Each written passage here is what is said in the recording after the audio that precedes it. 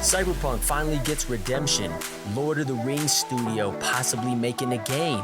A Marvel MMO in the works. And Xbox launches a museum. All of this on this episode of the Bleep Bloop podcast.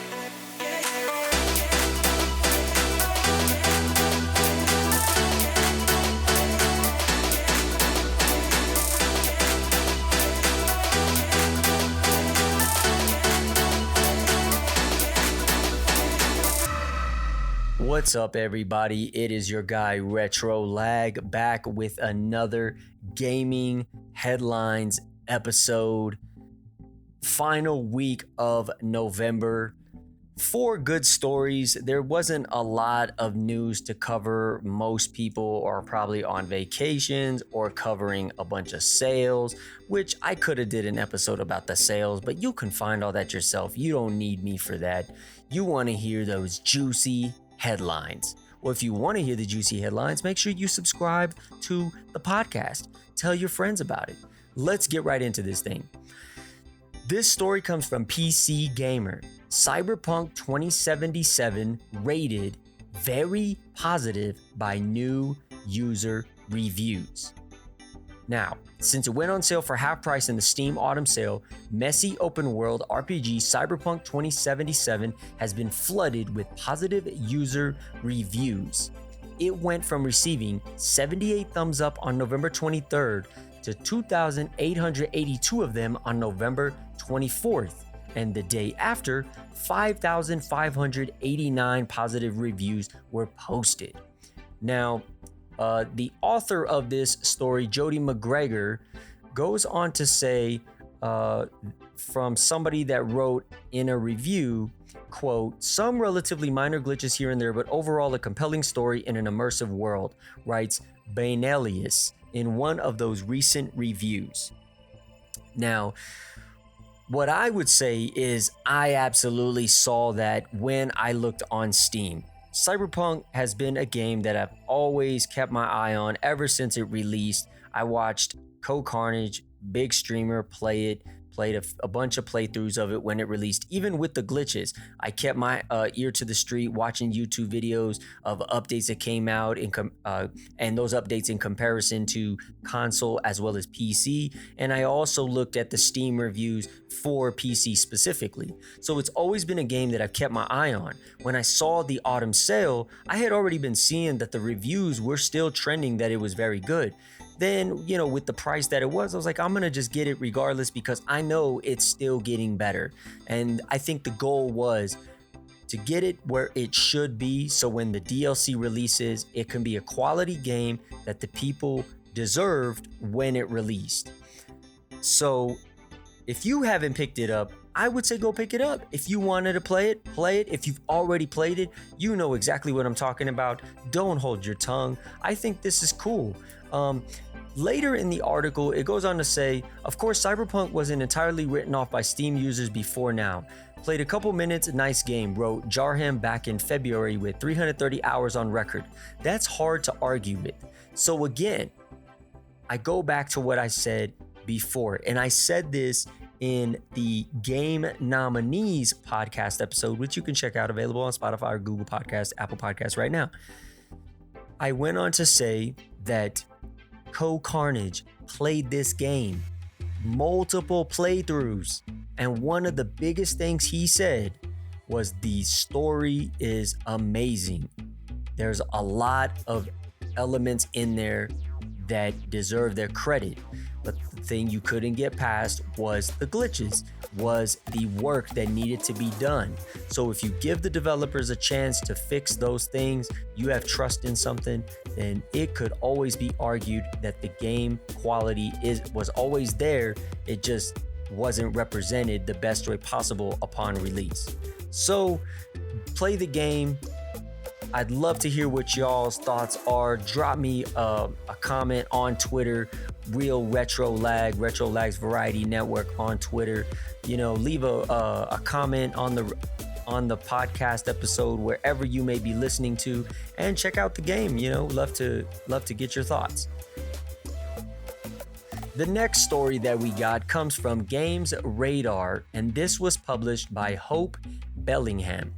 Lord of the Rings studio Weta, or WETA, is making a game based on a, quote, major worldwide IP, unquote. The studio responsible for the special effects in Lord of the Rings is currently working on a game based on a, quote, major worldwide IP. Now, according to a job listing at Weta, thanks to GameSpot, the New Zealand-based studio's gaming division is looking for a producer to work on a, quote, PC and console game project with a major worldwide IP. It appears that this project may still be in the early stages of development, as the job listing also says that the successful applicant will, quote, get in on the ground of this exciting next phase here in the interactive team at Weta Workshop, unquote. So what do you think? Do you think that it's going to be another game in the vein of Lord of the Rings? Considering that Lord of the Rings Golem, which was originally supposed to come out in 2019, now being delayed till 2022, do you think that it's going to go along them lines? I mean, what else did that studio produce? Did they produce The Hobbit, didn't they? We would probably have to go back and look at what else they produced, but I would probably venture to say that they're going to make something in the Lord of the Rings world, which I'm not upset about. I'm going to tell you the truth. I'm not upset about that, because I've always loved that universe and that world. I've always loved that whole storyline, the characters, the different settings, the kingdoms, the creatures, both good and bad elements. It's always captivated me, especially The Hobbit. I really love that story. It's such a great story. I didn't read The Lord of the Rings, but I've watched the movies, more specifically the extended versions. So I've always enjoyed it. And Golem looks pretty freaking sick. I mean, Golem himself is a great character. So being able to play from that perspective, I think it also adds elements that we probably wanted to see, or that we would like to see, that sparked interest based off of the movies. So this was an interesting story. More to follow definitely on this one as the year moves right along, going into 2022. So stay tuned to the podcast, and when we get a new update, I will be sure to hit you off with it. Another story from PC Gamer. This one is from Jonathan Bolding. A Marvel MMO is coming from DC Universe Online Studio, City of Heroes lead dev. Now, it was an unannounced MMO RPG based on a Marvel IP is in the works at Dimensional Inc., the studio behind DC Universe Online and subsidiary of Daybreak Game Studio. The game's development will be led by Jack Emmert, who designed City of Heroes and who currently leads development on DCUO. The project is a long-term one, so don't expect to hear more until 2023 at the soonest. It also goes on to say that Daybreak has had a lot of success as a publisher of MMOs, especially the ones that have sustained an interested audience despite never rising to the top of the heap. They're the publisher of Lord of the Rings Online, which is getting a revamp to go along with Amazon's TV series. DC Universe Online is also scheduled to get an upgrade with a graphics upgrade and the largest expansion content to date, scheduled for 2023. So, what type of Marvel MMO could it be? Could it be something based off the X-Men? Could it be something based off of most of the characters that we've seen in the cinematic universe? Could it be the Avengers, Guardians of the Galaxy, based off the games that we've seen? Or could it be a whole new character and cast? There's tons of story arcs, but you gotta think, is it probably gonna be something that has a lot of characters that can be involved? So I would venture to say that it might not be a old story or a rehashed or revamped story. It may be a new story, but it kind of has a bigger overarching story arc that encompasses multiple characters based off it being an MMO.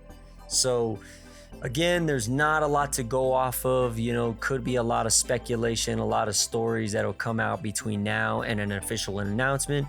But I thought that this was just really cool because a Marvel MMO, I think, is something that people probably want, especially if they enjoy the Marvel games or they just enjoy comic book games in general. So, more to follow when it comes out. Let's move right along. Finally, the last story. This one is from IGN, published by Jared Moore. Xbox launches a 20th anniversary site, including a museum exhibit about you. As part of Microsoft's celebration surrounding the 20th anniversary of Xbox, the company has launched its own interactive museum. The online space features a number of information-filled exhibits and even one about you and your gamer tag's history. It was launched on the Microsoft Xbox website, and it has an interactive menu with a timeline, videos, and I actually got a chance to check it out, and I gotta say that it's really, really fun and exciting. I mean, it's this whole interactive piece.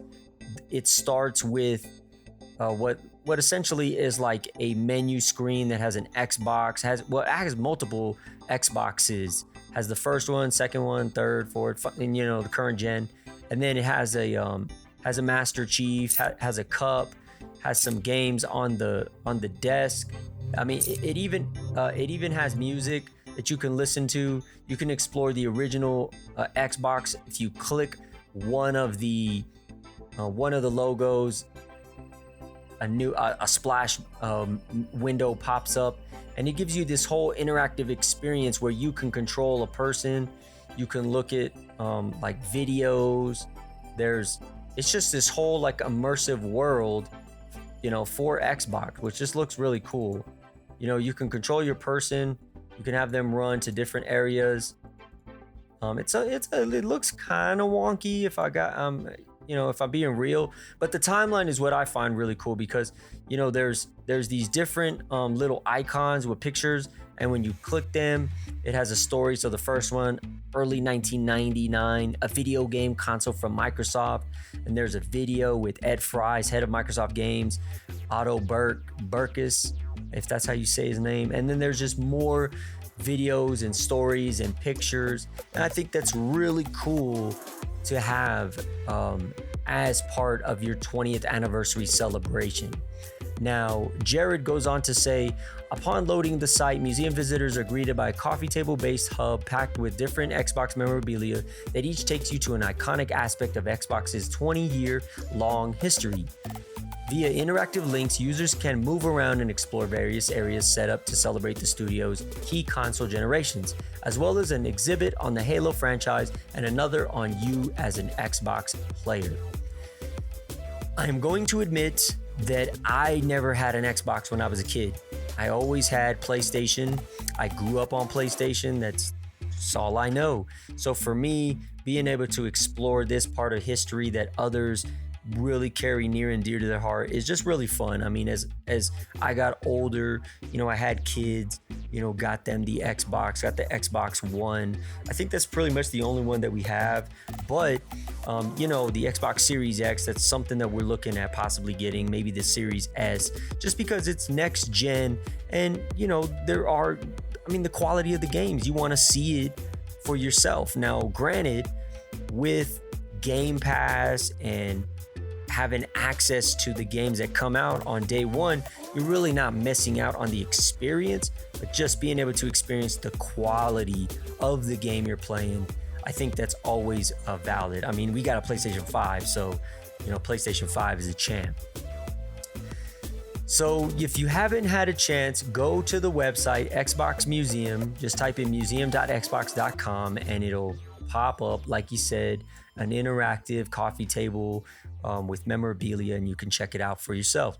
Okay, that is about it for the stories for this week, everybody. I hope you had a great Thanksgiving or just a end of the month in general. I hope you enjoy these episodes that I bring to you every week. I try not to bombard you with news, but I try to bring you news that is interesting, something that's different that you might not have seen in the headlines. Maybe you saw a quick glimpse of that's what I hope to bring you, because these are the stories that I enjoy. So as always, thank you for coming through. Be sure to subscribe, and I will catch you on the next episode of the Bleep Bloop podcast. Peace.